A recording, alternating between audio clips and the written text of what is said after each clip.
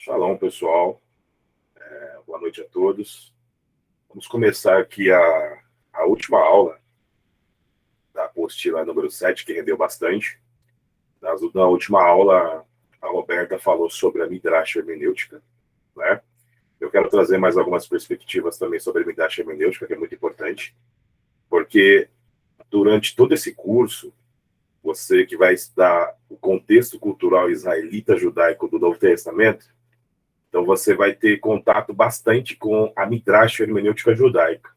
Então quero trazer algumas questões bem interessantes, hoje com uma participação especial da minha esposa que está aqui do meu lado, tá? A minha filha da fé, a Roberta, a minha rabina, a minha filha da fé, ela foi viajar, mas eu tenho a minha esposa aqui, né, que é a minha rabina também, né, que vai me ajudar bastante aqui.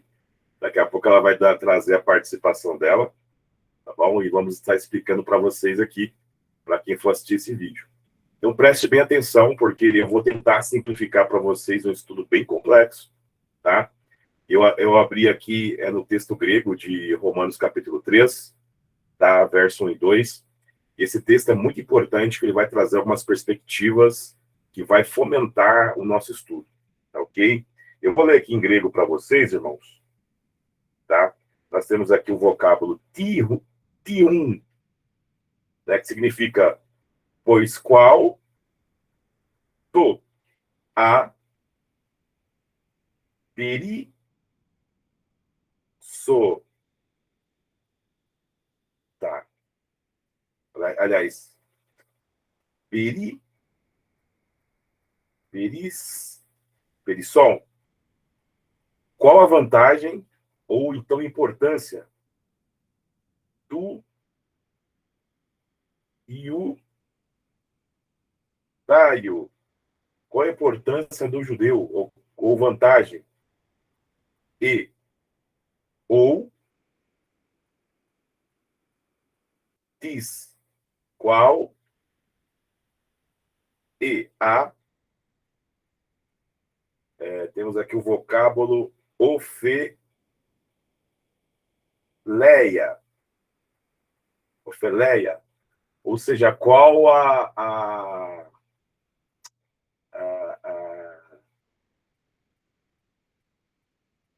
importância, qual a vantagem do judeu, qual a importância da circuncisão, né?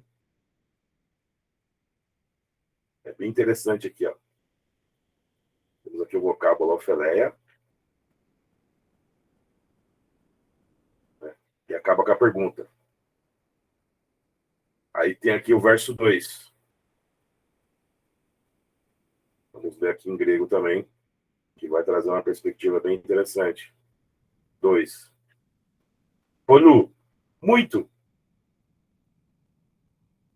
Catar, segundo. Pantar, tudo. Tro, aliás, aqui está a palavra isso. Tro, pom. Tropom, tropom. Aqui, tropom significa vários aspectos, várias maneiras, né? Próton, porque primeiramente, men, temos esse vocábulo mengar, né? Pois, de um lado, oti, que episteuteção, porque lhe foram confiados da logia tutel. Essa palavra logia aqui, ó, eu queria focar um pouquinho nela, até mesmo por isso que eu estou passando a questão em grego para nós. Por quê? Esse vocábulo logia seria o plural de logion. A palavra logion, ela é um substantivo em grego, ela significa literalmente oráculo. Oráculo no sentido de, no caso de um ser humano, seria homens que possuem letras, né? Uma pessoa instruída. Algumas traduções traduziram esse vocábulo logia como palavra, para a palavra de Deus e foram confiadas. Mas essa palavra logia, né, que seria o plural de logion, vem de logis, né? E log seria um adjetivo dado a alguém, né, que tem os pensamentos, né, da instrução de Deus como instrução para a tua vida. Eu achei bem interessante isso. Tá? Então, eu queria passar essa perspectiva para vocês, porque qual que seria a vantagem do judeu? Qual a importância dessa circuncisão? Muitas, porque, primeiramente, os oráculos de Deus lhe foram confiados. Ou seja, os pensamentos de Deus lhe foram confiados. Olha só que interessante. O próprio rabino Isaac Shapira, no seu livro chamado Remanescente Rebeca, ele vai trazer também essas perspectivas aqui, tá? Como também você vai encontrar no livro do Dr. Eitan Bar, que nós vamos estar lendo algumas questões daqui a pouco. Ele vai trazer também esse mesmo verso aqui, se referindo, né, que a vantagem dos judeus como oráculos da fé, é porque os pensamentos de Deus lhe foram confiados. Então, eles tiveram uma destreza maior para entender as escrituras, tá? Isso é o mais importante para você entender. E como que era a hermenêutica judaica? Esse curso, irmãos, ele é chamado, literalmente, né, Contexto Cultural Israelita do Novo Testamento. E essa apostila, ela significa o quê? Ela fala sobre o desenvolvimento do judaísmo rabínico. E nós sabemos que o pessoal da Faculdade Hebraica de Jerusalém, eles passaram esse estudo referente ao desenvolvimento do judaísmo rabínico para nós observarmos a similaridade literária com a literatura rabínica, né, conhecida como Hazal, com os paralelismos do Novo Testamento. Então, ou seja, os princípios, né, que é chamado de Midô, que os rabinos ali pegaram, interpretaram ou trouxeram, nós vamos começar a trazer também para vocês entenderem. Nós vamos falar um pouquinho sobre os 7 princípios de Hillel, os 13 princípios do Rabino Ismael. Tudo isso é chamado de Midô, ou seja, Midrashim, né? A Midrash, ela é dividida em 2 perspectivas. Temos a Midrash Halachá e a Midrash Agadá. Vamos aprender agora o que é Midrash. Vou passar aqui uma questão bem interessante para vocês aqui, tá? Passar para vocês o que é uma Midrash. Temos aqui, tem um zoom para vocês verem. Temos aqui o vocábulo aqui, ó. Midrash. Observe que o hebraico é lido da direita para a esquerda. Temos aqui a primeira letra, que é a letra Mem. Embaixo dela nós temos aqui um hic, um pontinho, né? Que faz com que a letra Dalet, aliás, com a letra Mem, tenha um som de Mi. A segunda letra é a letra Dalet. Temos um Shivá quiescente embaixo dela. Shivá, esse nome quiescente é um termo acadêmico para mudo ou quieto, né? Deixa a letra muda. Temos a terceira letra, que é a letra Resh, um patar embaixo, que tem um som de A, né? Seria um A com acento agudo. Temos a letra Shin, e em português tem um som de SH. Midrash. Essa palavra aqui, irmãos, Midrash, ela foi tirada de Crônicas. Você vai encontrar em 1 Crônicas, capítulo 13, verso 22, né? E também em 2 Crônicas, capítulo 24, verso 27. Essa palavra Midrash, no hebraico moderno, significa literalmente estudo ou ensino, tá? Mas no hebraico bíblico, Midrash significa literalmente busca, né? Vem do verbo darash, tá? E o verbo darash, ele vem do verbo trility no hebraico. Vem do verbo investigar.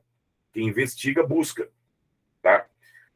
A letra men aqui, que é a primeira letra da direita para a esquerda, é uma preposição, que significa a partir do ou desde, né? Então, midrash significa a partir do estudo, ou do ensino no hebraico moderno, e no hebraico bíblico significa da investigação ou a partir da investigação. Então, ou seja, quando a literatura bíblica ela foi escrita através de midrashim, seria o plural de midrash, investigações. E dentro dessas questões vão ter paralelismos, né? Que é bem interessante. Então, ou seja, a midrash, ela trabalha dessa perspectiva, e nós vamos encontrar aqui, eu vou passar aqui o slide novamente.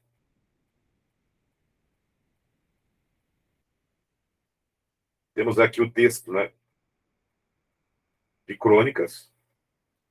Essa versão da Bíblia aqui é uma versão da King James, KJA. E veja no verso aqui, no último verso, que foi transliterado o vocábulo midrash.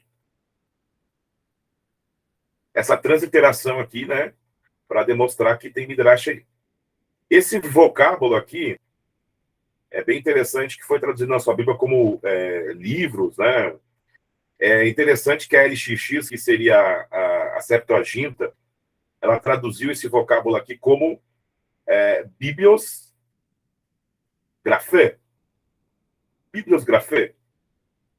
Essa expressão Biblios Graphé deu origem à palavra portuguesa bibliografia, né? Que significa biblos, em grego significa livro, no singular, e graphe significa escrito, né? Então, ou seja, na Bíblia grega, se traduziu de uma forma parafraseada, Biblos Graphe, significa livro escrito, dos reis, né? Que seria a questão histórica, investigações, né? Porque o livro de crônicas, né? Ele é atribuído, perdão a tosse, ele é atribuído a Esdras, né? E Esdras, ele era um que? Ele era um famoso investigador da Torá, era chamado de no caso, de um cronista da época. Então, é bem importante vocês observarem que dessas perspectivas também, né? Que é bem interessante. Deixa eu passar para outra questão de slide aqui. Vamos voltar aqui para o texto aqui. Perdão a tosse. Eu vou abrir outro slide.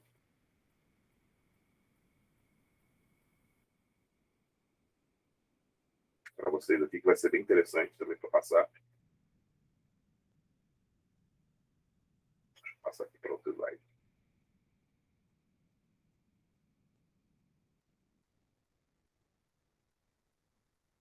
Vou pegar aqui um livro.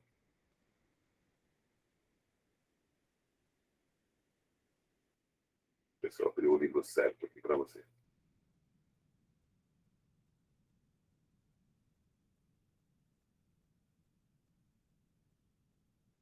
Se eu abrir que abrir a Septuaginta, eu vou voltar aqui.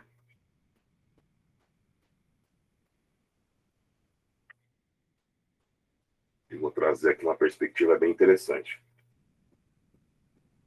Eu vou explicar para vocês, pessoal, que é uma pardes, né? Seria módulo homilético e exegético de se interpretar as escrituras. Tá? É bem interessante isso.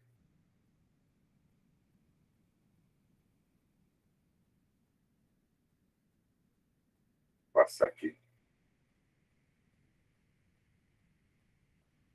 Vou ver se eu pego aqui.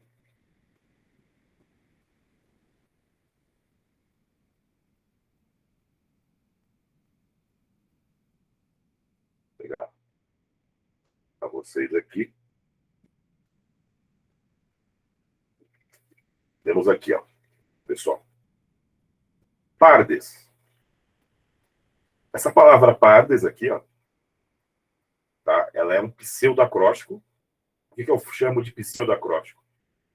É uma palavra persa. Para quem não sabe, a língua persa também influenciou na Bíblia hebraica, principalmente na questão das letras quadráticas, aí, né? É bem importante. Pardes, em persa, paraíso. Mas pardes, em hebraico, significa pomar. Por que é pseudoacróstico? Porque um acróstico é quando você pega as iniciais das letras, que cada inicial significa a primeira letra de uma palavra. Né? Algumas questões são chamadas de acrônimo também. Tá? Então, é um pseudoacróstico porque foi feita um acróstico de uma palavra existente. Né? Pardes, aqui, ó, os níveis de interpretação bíblica. Ok? Isso é Pardes, que é um pseudoacróstico. Eu vou pegar aqui o significado bem amplo da Pardes para passar para vocês aqui. Ó. Temos aqui a letra P em hebraico, que seria a inicial da letra da palavra Pardes. A letra P seria o acróstico de, né, Pshat. Significa simples, né? Metodologia simples de interpretação. Né? Interpretação aqui literal. O que seria uma interpretação literal? Segundo o rabino Joseph Shulam, a teologia do cristianismo, né, a teologia normativa cristã, ela tem costume de estudar a Bíblia no modo literal, que seria só em português. Aquela revelação que está literal, né, que você lê. Né? Então, o Pshat seria o literal, aquilo que é fácil lido. A letra Resh, ou Resh, é expressa pelo Remes aqui. Ó. Remes seria a questão comparativa, né? Aqui significa dica, né? É bem interessante que o Remes, né? Detalhes, ele cita detalhes do texto, a questão comparativa, detalhes, né? Uma palavra expressa, tá? Expressão, né? Ou palavra ou expressão. Eu deixei aqui bem amplo aqui o significado para a gente ler juntos, que eu quero detalhar isso aqui. Palavra ou expressão. Outro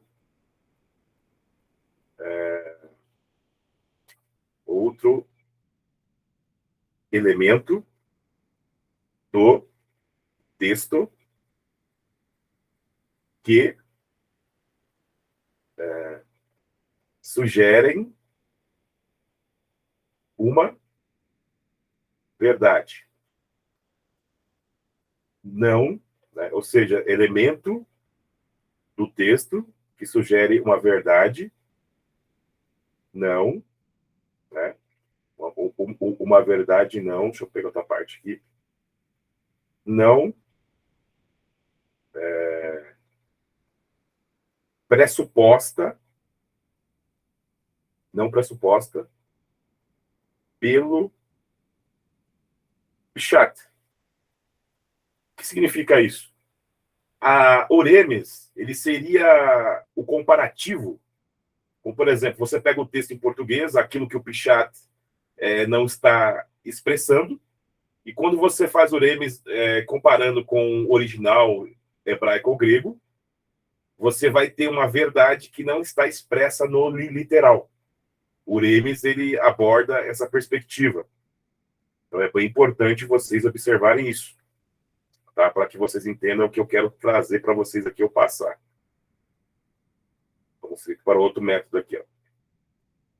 Aqui temos a letra Dalet, que seria a inicial do vocábulo Drash, ou Darash, né?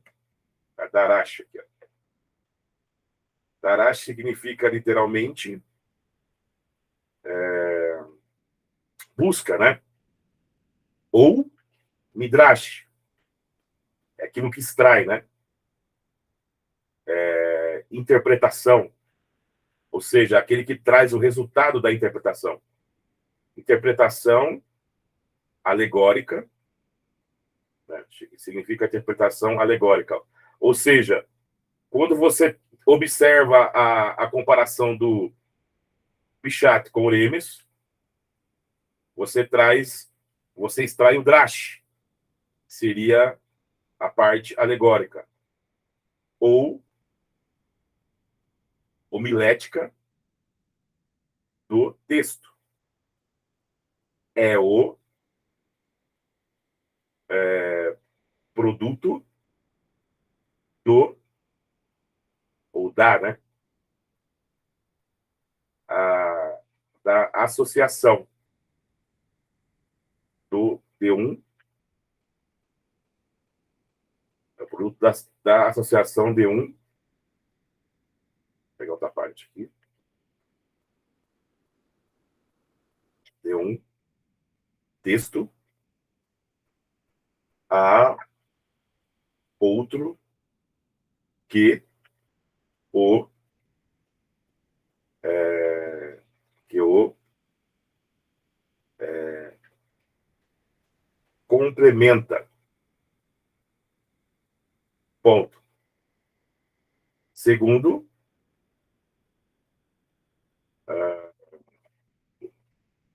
segundo estudiosos, vírgula, é o. Esses estudiosos aí seriam só da faculdade hebraica. Segundo estudiosos, é o.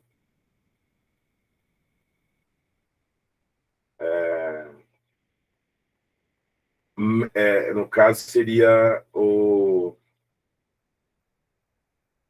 método mais complexo pelo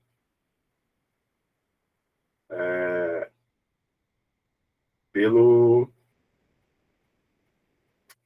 pelo deixa eu ver aqui, pelo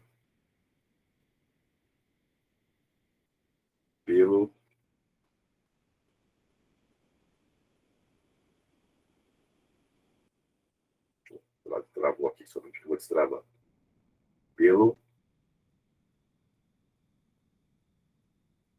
Pela demanda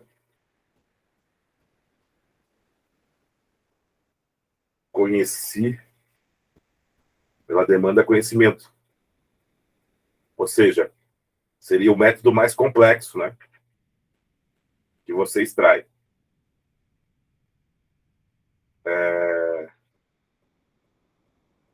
Sobre a conexão de textos. Lembra que eu falei para vocês que a palavra pardes em hebraico significa pomar, né? O pomar possui o fruto seria o pichat, que seria o literal ali, que está expresso na árvore, né? O remes e as folhas, né? O remes seria a folha e o galho, aquilo que está ligado ao fruto,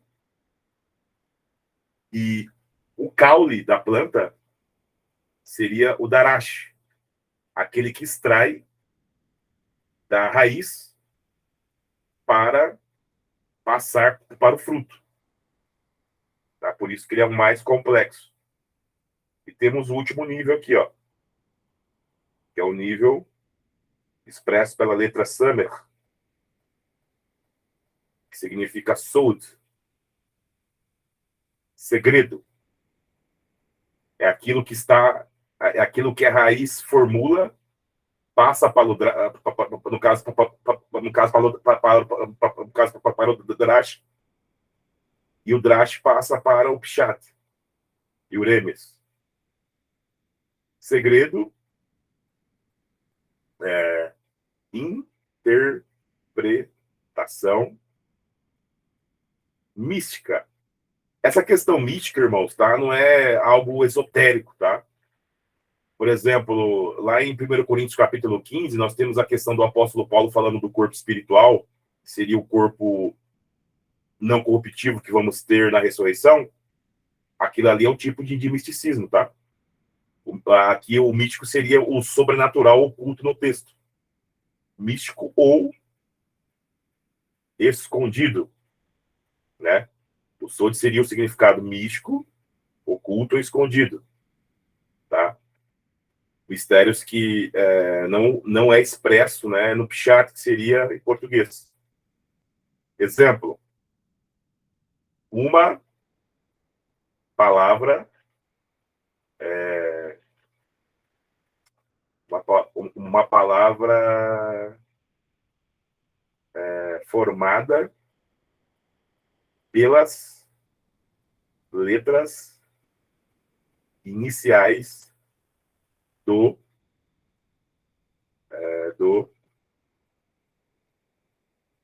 iniciais de uma. Aqui está falando sobre a questão do Pardes, né? De uma frase, etc. Ok? Então, essa parte aqui expliquei para vocês o Pardes, o que seria a hermenêutica judaica. Agora eu vou querer dar um exemplo, né, de Midrash Halahá. Eu vou demonstrar que esses conceitos estão expressos na Bíblia, né, desde a época dos profetas. Vou passar aqui para os irmãos aqui. É bem interessante. Eu vou estar abrindo aqui em Jeremias capítulo 4, verso 23. Tá? Verso 23. Verso 23.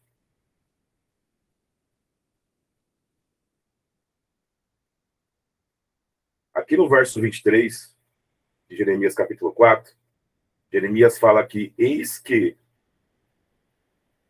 a terra era sem forma e vazia. Tentei contemplar os céus, mas a luz não existia. Aqui na poética semita temos algo bem interessante aqui, irmãos. Por quê? Jeremias aqui está fazendo uma midrash. Ele fez uma investigação da Torá e trouxe uma revelação para Israel através dessa poética. Tá? Essa poética também que nós vamos aprender já já, que a minha esposa vai participar aqui, vai ler para mim, tá? É chamado de Masei Avot Simeon Banim. Os feitos dos pais são sinais para os filhos. Tá? Esse conceito você vai encontrar dentro do Midrash, referente em toda a Bíblia. Tá? E é bem interessante nós observarmos isso. Observe que aqui a terra era sem forma e vazia. Seria algo que você encontra lá em Gênesis, né? Que nós vamos ler já já. Gênesis capítulo 1, né? Verso 2. Né? E aqui também você vai encontrar que ele observou para os céus e os céus não tinham luz. A questão de céus aqui é um sinônimo de reino dos céus, que seria Israel. Israel seria sinônimo de reino de Deus. Tá? Então, por exemplo, um judeu, quando ele lê isso aqui, ele já tem uma concepção, porque a literatura faz parte da cultura deles. Então, é bem importante você entender isso. O que eu quero passar aqui nessa perspectiva? Dentro desse contexto aqui, Jeremias ele está abordando a questão do juízo que viria para a casa de Judá através de Nabucodonosor, né? E ele fala aqui no verso 23 que a terra de Israel ficaria sem forma, né? Sem forma e vazia, e não haveria luz. nos céus. De onde que ele tirou esse conceito? Vamos aqui abrir o Taná, a Bíblia hebraica. Eu vou explicar um conceito bem interessante aqui, que não é meu também, mas é compartilhado também pelo Dr. Rabino Boaz Johnson. Tá? Eu vou passar para vocês aqui, bem interessante. Vou colocar aqui. Passar para vocês aqui. Que é bem interessante. E vocês vão ver que essas perspectivas vão trazer muita luz para você. Quando eu tinha que... O aplicativo aqui está travando. Ele vai destravar agora.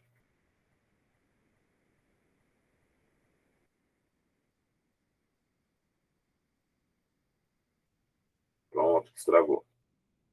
Então, pessoal, tentar aqui abrir o meu Tanar aqui, a Bíblia hebraica. Tá?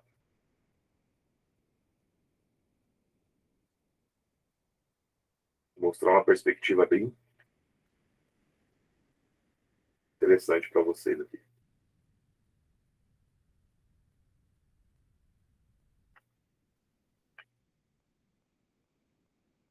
Se eu conseguir aqui. Isso, Gênesis capítulo 1. Estou aqui na Gênesis capítulo 1. Na aula passada eu trouxe uma midrash, né, halachá, do verso 1. Bereshit bara Elohim et hashamayim ve'et haaretz. E agora eu quero trazer do verso 2 para vocês aqui. Eu tenho um zoom aqui para vocês verem, também quem lê hebraico vai observar. Aqui estamos aqui o verso 2, né? Ve'haaretz. E a terra. Aí temos aqui a expressão aqui, ó. Haitá. Haitá. Esse vocábulo haitá aqui não é era. Para ser era, tinha que ser hayá. Haitá significa literalmente tornou. Então, nós observamos aqui que temos aqui um micronível, que é o verso 1, e depois temos uma pausa e tem uma outra narrativa, Ve'haaretz. Essa expressão Ve'haaretz, ao mesmo tempo que se refere ao planeta, também se refere à terra de Israel. Então, ou seja, temos aqui uma escrita defectiva aqui no texto, no verso 2, e segundo o Rabino Boaz Johnson, o vocábulo haitá aqui significa uma mensagem para a terra de Israel que iria existir. E quando Jeremias ele começou a profetizar ali em Jeremias capítulo 4, ele lembrou dessa escrita defectiva aqui, que passa uma mensagem para o futuro, que a terra se tornaria tohu vavohu, inóspita e vazia. E por quê? Por causa do pecado. O pecado de Israel faria com que a casa de Judá se tornasse haitá tohu vavohu, se tornasse inóspita e vazia. Tá? Então, seja, vocês observam que o conceito também chamado Maasei, Avot, Simeon, Banim, seria uma perspectiva já abrangente em Gênesis. Os feitos dos pais seriam sinais para os filhos. Então, ou seja, essa hermenêutica judaica, ela passa uma perspectiva bem ampla, né? E a terra seria o quê? Haitá, tohu, vavohu, inóspita e vazia. Verrocher, Verrochel, Alpinei, Terron. E haveria treva sobre a face do abismo. Ou seja, a terra de Israel, por causa do pecado de Judá, se tornaria em trevas. Inóspita. É bem interessante isso. Verua. Mas, ao mesmo tempo, que Jeremias ele fala que a terra de Israel seria em trevas, ele vai interpretar que algo que está já no verso 2 de Gênesis. Verua, e o Espírito, Verua Elohim,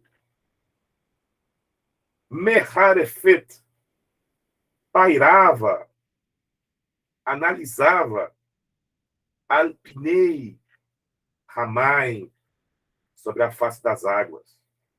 O mais interessante dessa midrash que nós estamos aqui aprendendo, uma midrash halahá, estamos estudando o vocábulo Ramai, também é conhecido na Bíblia, que é as águas, como nações.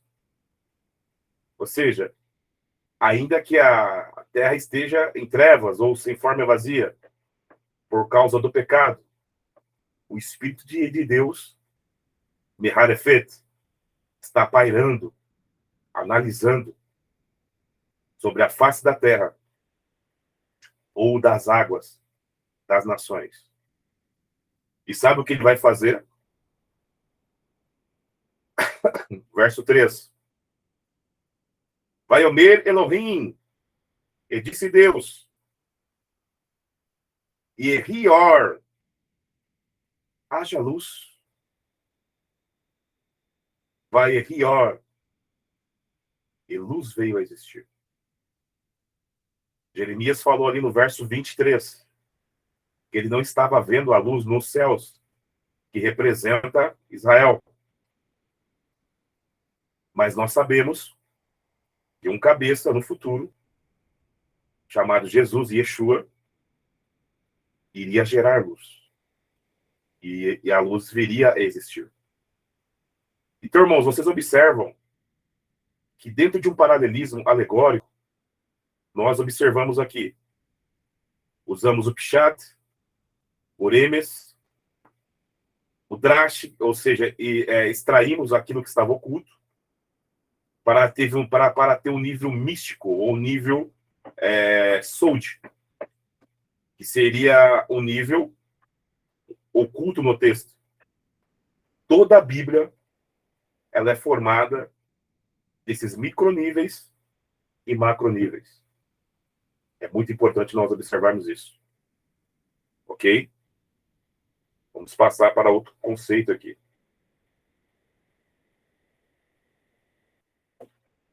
Agora eu quero ler, junto à minha esposa, uma literatura. Essa literatura, irmãos, é do Dr. Eitan Bar,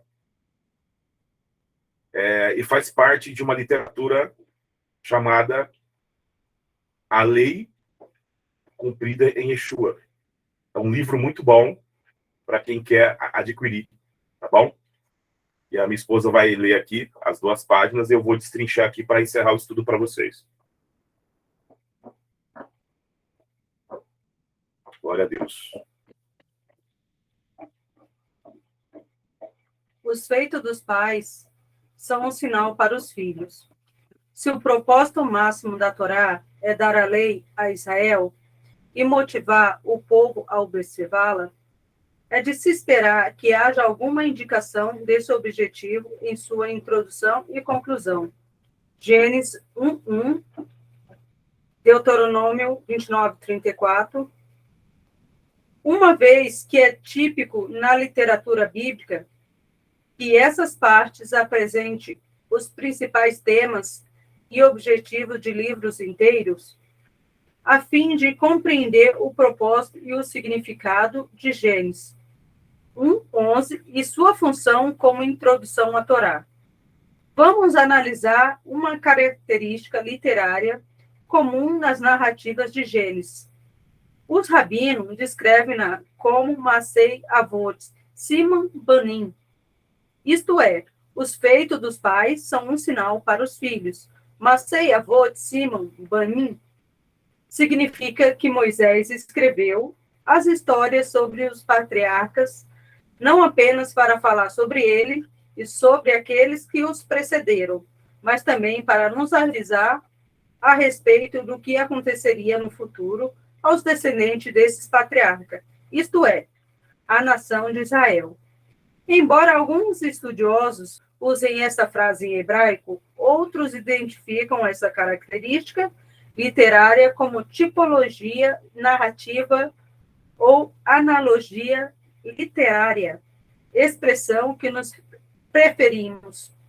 Ainda que alguns nos acusem de ceder às interpretações alegóricas para chegar às nossas conclusões a respeito do significado das histórias na Torá, não é este o caso.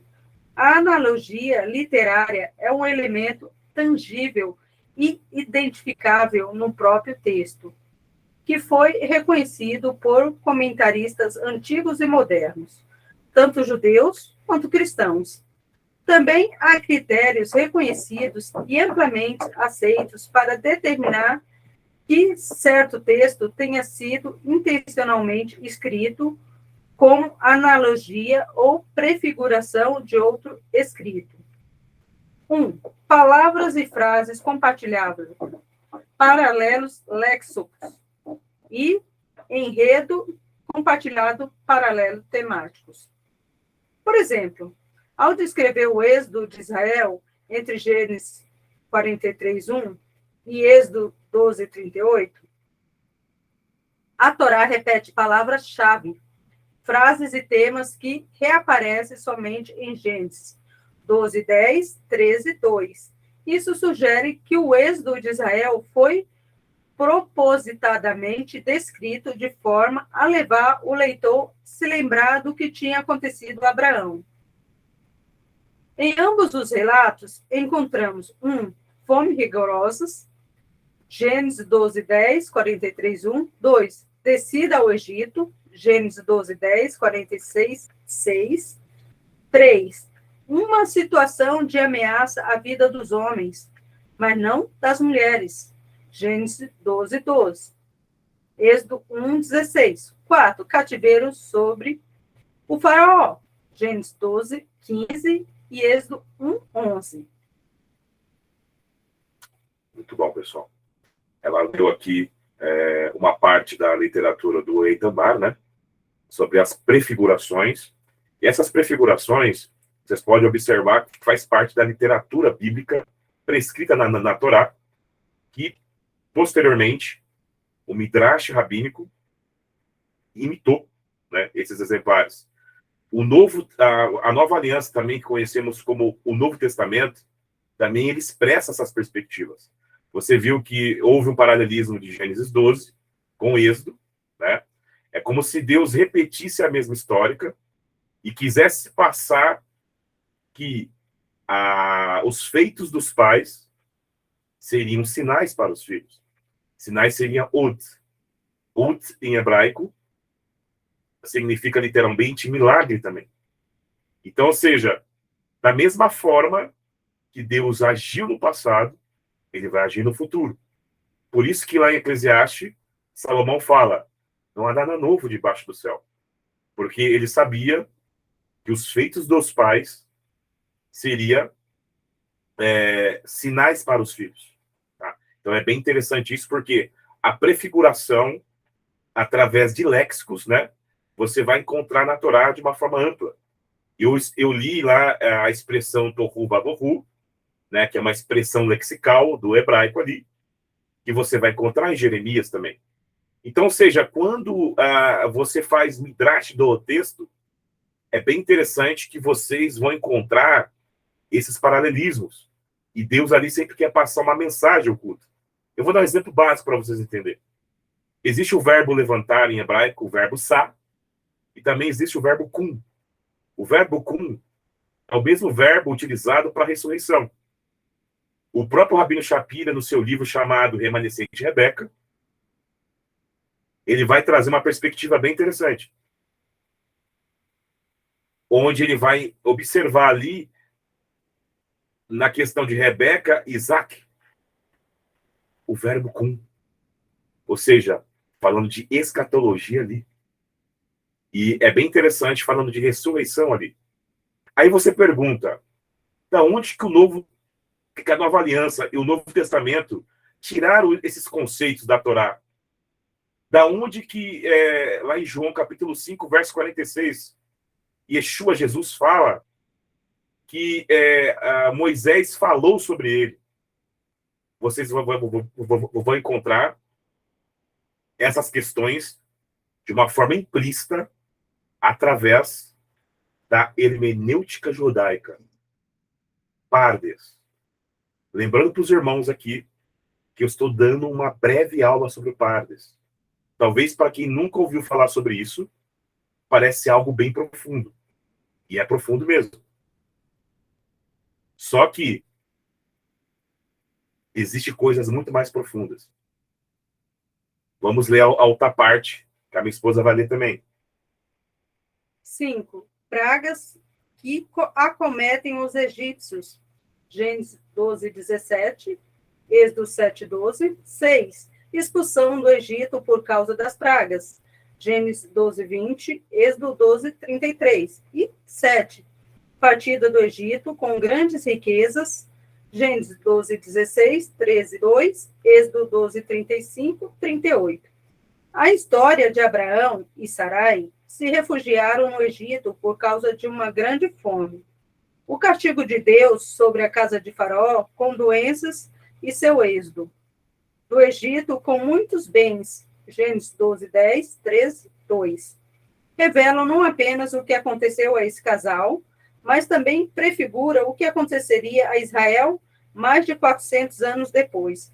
Gênesis 43, 1, Êxodo 12, 38. Outro exemplo de analogia literária, Massey Avot, é a história de Noé, uma figura que intencionalmente prefigura Moisés. Quem lê a Bíblia em português sabe que Deus salvou Noé e sua família da morte pelas águas por meio de uma arca, hebraica Teva. Gênesis 6, 14. Mas muitos podem ficar surpresos ao descobrir que Moisés também foi salvo da morte por afogamento com a ajuda de uma arca hebraico Teva. Exemplo 2, 3 e 5, é Êxodo. Embora a NVI traduza a Teva em Êxodo 2, 3 e 5 como sexto, essa obviamente uma exceção, já que em todas as outras ocorrências de Teva, na Torá, o significado é arca. Gênesis 6, 14, 16, 18, 19, 7, 1, 7, 9, 13, 15, 17, 18, 23, 8, 1, 4, 6, 9, 13, 16, 19, 9, 10 e 18. E mais, em todas essas outras ocorrências do termo sexto, sexta, na NVI, a palavra hebraica usada é outra. De Gênesis, número, a palavra hebraica para sexto é sal.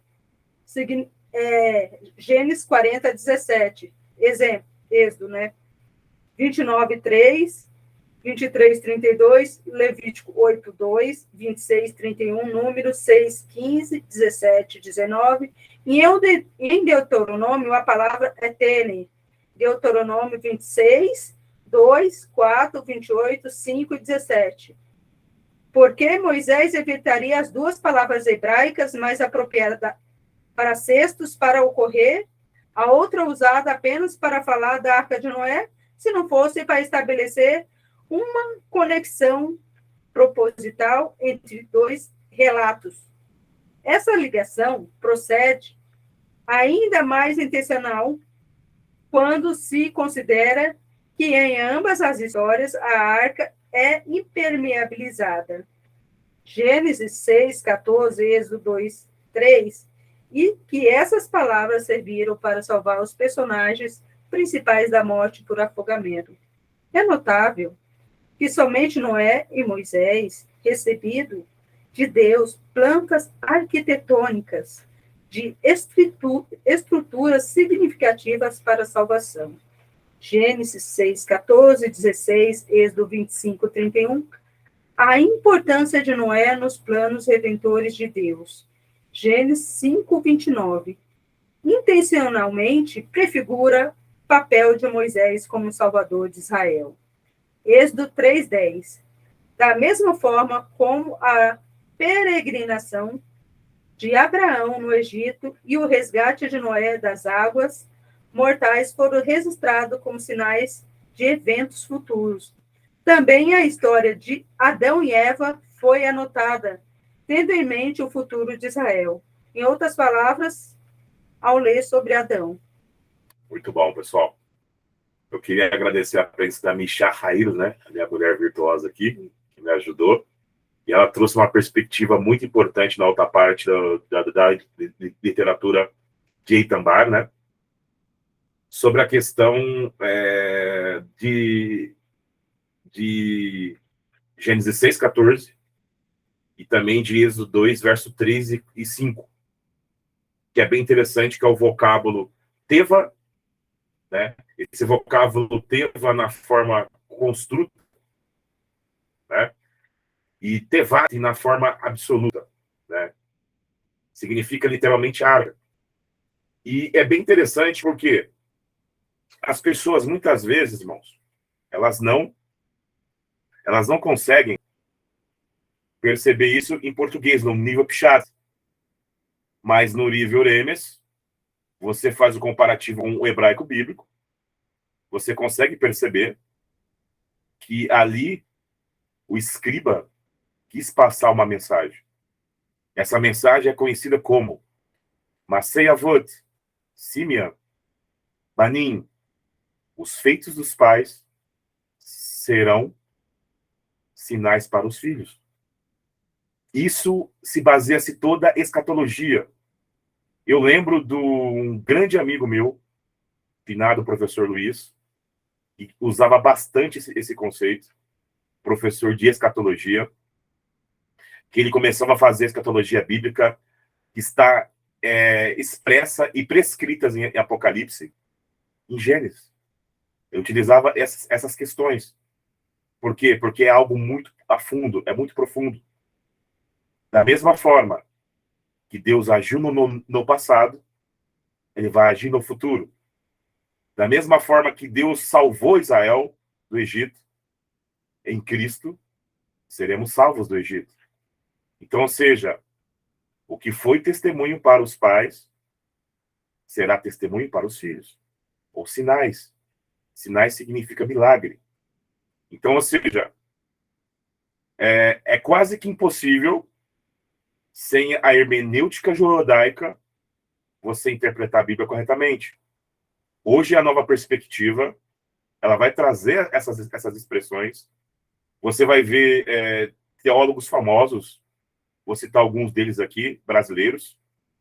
O grande professor hebraísta Luiz Saião, um batista, já tem esses conceitos da nova perspectiva, como um hebraísta.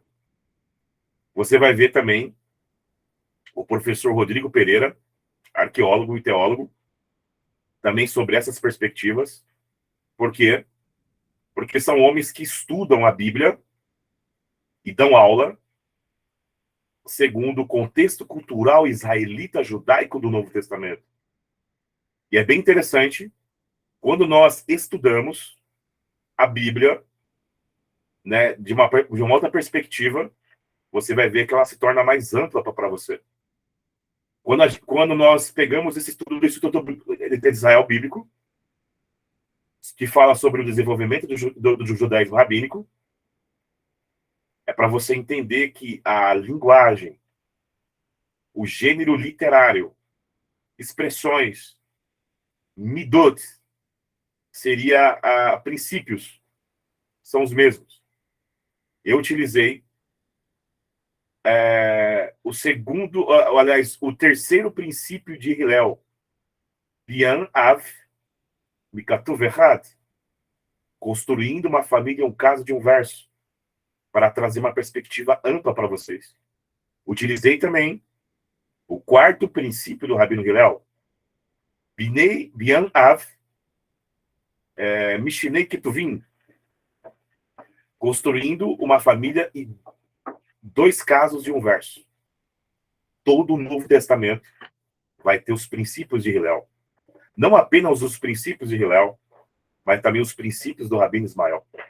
Então é muito importante vocês observarem isso, entender essas perspectivas. Bem, Eu vou abrir meu vídeo aqui para passar algumas mensagens para vocês.